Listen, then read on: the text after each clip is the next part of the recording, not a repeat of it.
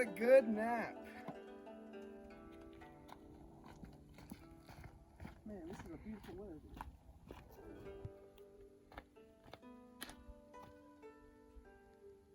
Oh, hey. Where am I? Like, what is this? Hangzhou, the year 2020? Who are you? Who am I? I'm Shen Kuo, the greatest scientist China's ever seen. All right, Shen Kuo, Jared Glick, Dixie State University, Spring 2020, Physics 2210. Shen Kuo was born in Quintang in the year 1031. He was homeschooled by his mother, which was common in China during the time. Shen did not have a prominent familiar clan history like many of his peers born in the north, so he actually relied on his intelligence and determination to succeed. This clearly worked for him. He passed the imperial examinations and entered the challenging and sophisticated life of a state bureaucrat, which had many responsibilities, as we can see on the next slide. Scientist? What kind of scientist? If you're the greatest scientist China's ever seen, how come I never heard of you? What are your greatest contributions? Let's ask my ancient jar of wisdom what kind of scientist I am today.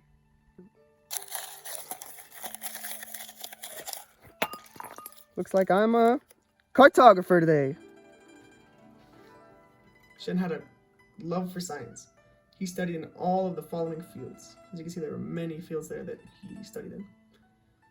Shen likely used a star map similar to the one shown above. Circle packing was Shen's largest contribution to geometry. However, he is most well known for his work in astronomy, math, and geometry, as well as engineering. This was my proudest accomplishment of all. Circle packing. Major contributions. Between 1600 AD and 1500 AD, China was the most technologically advanced society. Shen Kuo helped discover the concept of true north in terms of magnetic attraction towards the North Pole. This was a decisive step in history to make compasses more useful for navigation, and may have been a concept unknown in Europe for another 400 years. As you can see in the picture, the magnetic pole is held by a pivot. The center of gravity is directly in the center, and it will pivot towards true north, which was not very popular at the time. Inflow water clock. Shen invented a new kind of inflow water clock used for timekeeping. Water clocks were important in the study of astronomy and astrology. As you can see in the picture, there's a stopper that controls the flow rate of water, the water supply in the hopper with an overflow tube. Those pieces are to ensure that not too much water goes in there and that a consistent amount of water goes in there, because if too much goes in or too little goes in, it will be inconsistent in the timekeeping. So we have the cup at the bottom that the water pours into, and it makes that float up, which turns the gear, which turns the hand on the clock, thereby keeping time. The gnomon. The gnomon is the part of the sundial that casts the shadow. It can also be used for observing the altitude of the sun, especially when on the meridian. As the object moves, the shadow moves. Shen improved on the design of the gnomon and used it to correct lunar and solar errors initially held by ancient astronomers.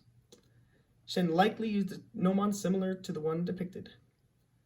As the sun moves, it will change the altitude of the shadow, and he tracked this over a long period of time to improve the charts of the sun's path. The sighting tube. The sighting tube is what they used before telescopes, so it didn't necessarily enhance the image, but allowed them to focus on the image. Shen made improvements of the astronomical sighting tube by widening the diameter so it could observe the pole star indefinitely. He plotted the location of the star for 3 months and came to the conclusion that it had shifted 3 degrees. This corrected the star maps used at the time, as well as improved navigation. The top right picture is a star map written in Chinese that features Shen Kuo's corrected position for the pole star.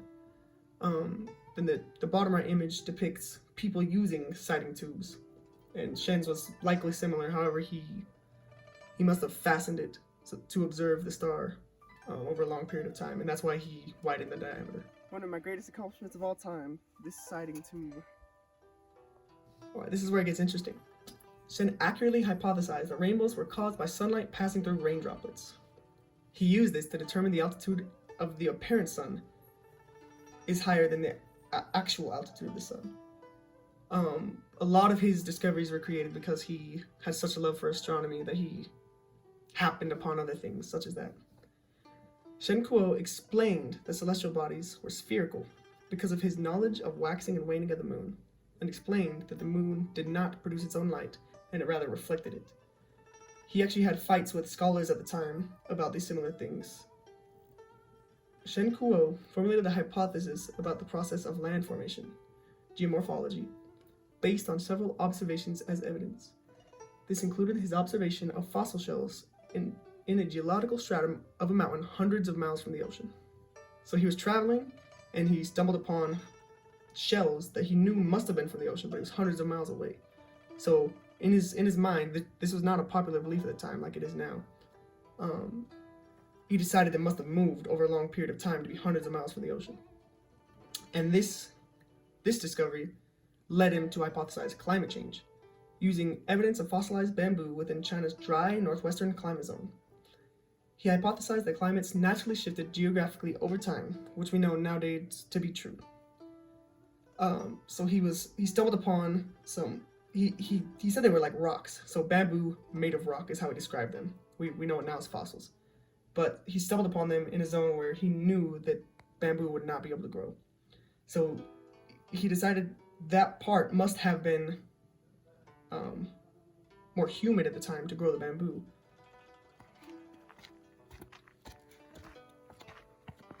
I distinctly remember the bamboo right here before I left. I wonder if... And there's the page of references. Thank you very much for watching.